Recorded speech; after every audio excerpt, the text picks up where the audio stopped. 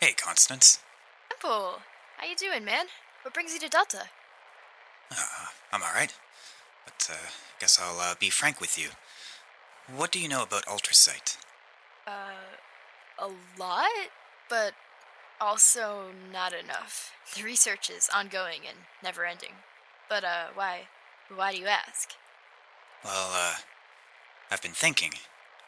The Scorched. They are becoming more and more of a threat. We need a way to consistently push them back. Uh-huh.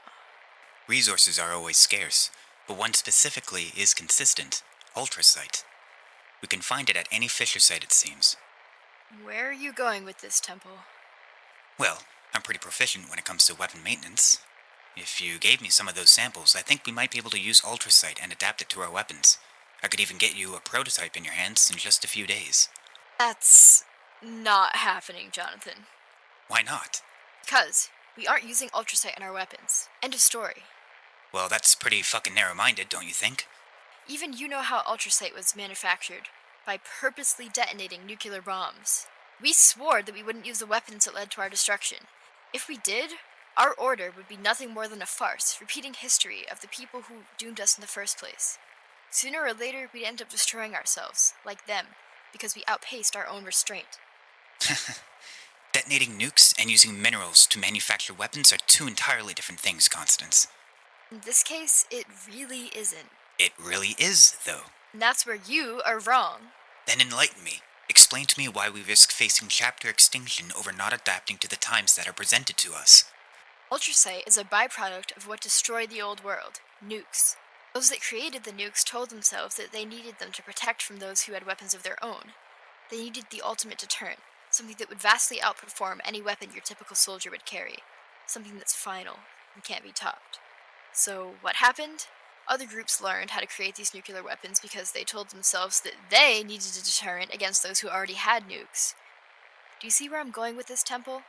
It became a war in of itself, not by firing a bullet or launching a typical rocket, but by manufacturing weapons at a lightning pace, trying to scare the opposing side into submission.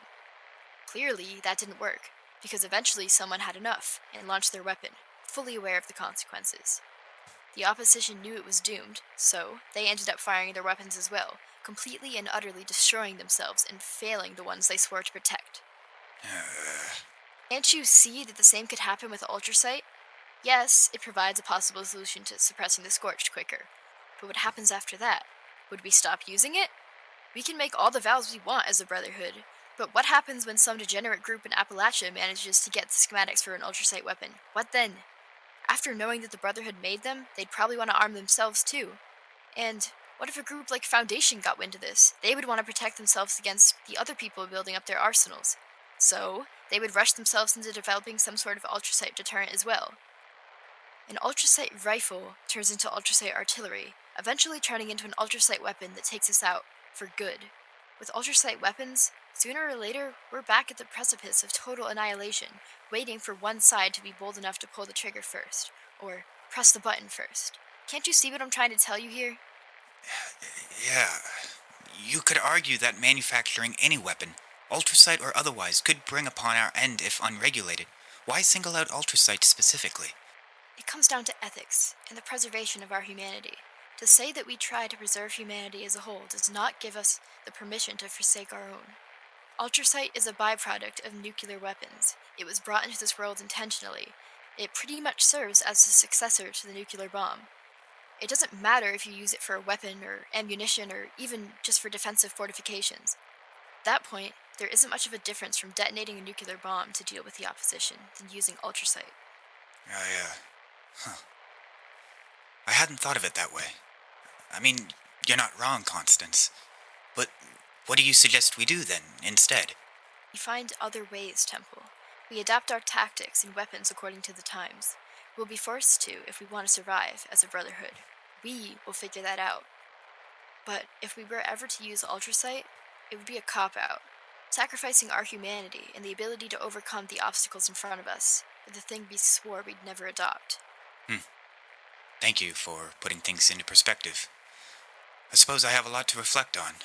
You promise me then that you'll never use ultracite, ever, for anything. Yeah, okay. Say the words, please. With all due respect, why not just order me not to use it? It doesn't matter if I order you, and you know I'm not like that anyway. But really, I need you to truly believe in me and my position on this. That's the only way this is gonna work. I understand. I promise, Blair. Thank you, Jonathan.